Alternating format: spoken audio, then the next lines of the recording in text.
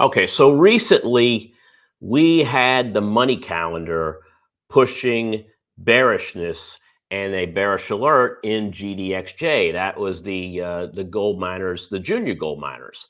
And so I want to show you a chart of exactly when that happened.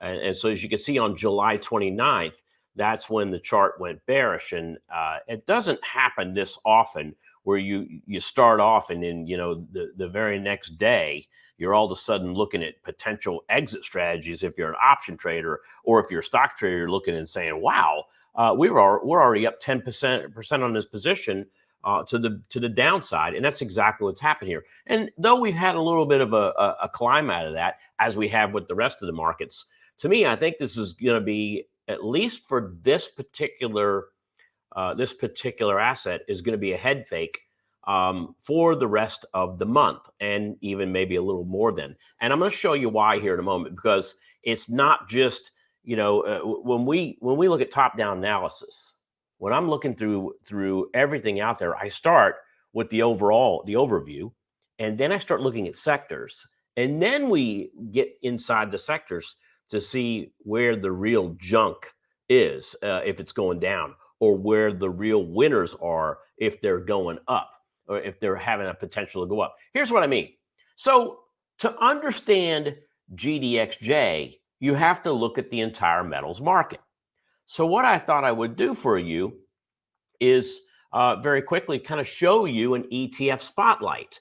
Now, this is the money calendar. This isn't the one where we're looking at everything. We're looking at indices. We're looking at stocks. We're looking at AI. We're looking at everything out there. What I did was I focused on just the commodity-based ETFs, and that's gold, oil, agriculture, things, things that we use and reuse. And boy, does August look like a rough month. It certainly does. I mean, this is, starting with the first week of August. I'm showing the first full week. It starts on the 5th, and we take that all the way to the last trading day of August, which is August 30th. There's a lot of red on the screen. When I open up the red and I look at the red, what's really red in here of the ETFs are the metals and mining indexes. This is seasonally bearish for gold and silver stocks going into August, going out of August, and going into a bit of September. Here's what I mean. Take a look at GLD. So for the next 35 days, GLD looks to move its way down to lower highs and lower lows. It's happened 9 of the last 10 years. And not only has it happened in 9 of the last 10 years, but it's happening more so now, the last few years, than it has of the collective 10. So this is, just gives me a chart of if you were to short gold, this shows you how much gold has dropped in value by a dollar point, how much GLD has dropped in value by a dollar point. So any of you you could take a look at this a couple different ways. Let's say you don't want to short gold. That's perfectly fine, right? Especially if you're a long-term gold bug. Maybe you're thinking, well, when do I add to my GLD or gold positions? Maybe in September, when the velvet rope comes off of the bearish seasonality. And now you've got one less reason for gold to potentially go down.